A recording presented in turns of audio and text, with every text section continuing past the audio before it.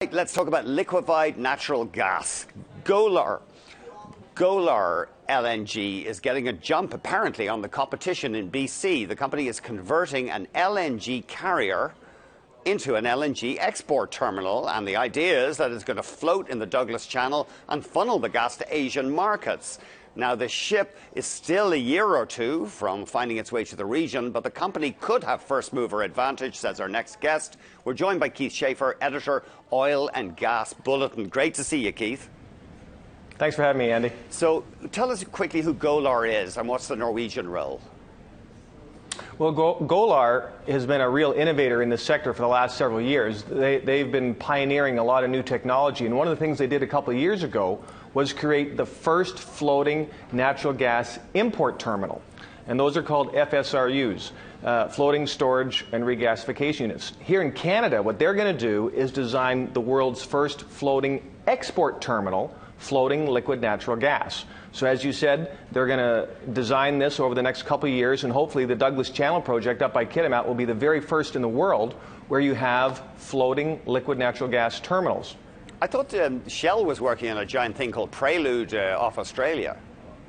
Yes, it's going to be a massive project. It's going to be the largest ship in the world, about the size of 6 aircraft carriers. The beauty of this project with Golar here on the west coast of Canada is that it is going to make a lot of small amounts of gas economic. Prelude only works on massive TCF projects, trillion cubic feet. This is going to work in a lot of places around the world where there's only small amounts of gas, and I'm excited for Canada. I think it's going to give us a big leg up on the race to supply LNG to Asia. And will they actually liquefy the gas on board this vessel?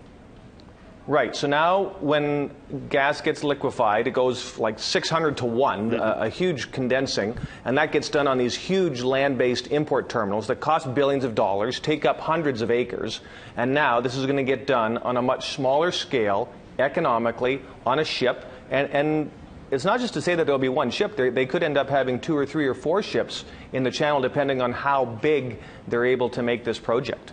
How will will the natural gas be able to get to the BC coast? Are there pipelines there already? Right now, the Spectra pipeline isn't that big. It's just a little over 100 million cubic feet a day. But there are plans to make it as big as either 1 to even 4 BCF a day, billion cubic feet a day, over the next few years, as the bigger players in the sector, Shell and Apache, get ready with their projects.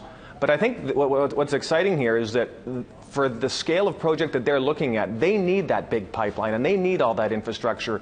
Golar and the BC LNG Cooperative here, they can do this on a very small scale and make money. So they think they can deliver gas to Asia for $6 to $7 per MCF. So and have that ready in 2-3 years. So I'm, like I say, pretty exciting stuff for Canada, really. Fascinating, because I think the giant projects are talking about the end of the decade to get those going. It has been a big year for LNG in Canada. They started off this year saying, yes, we're going to have it ready by 2015. Then in the spring, they moved it back to 2017, and now they've already moved it back to 2019. So for Golar to come in with a small BC LNG cooperative and say, hey, we think we can get this done on a much smaller scale and get it ready for 2015, that's a big deal for Canada. Got to leave it there. Keith Schaefer.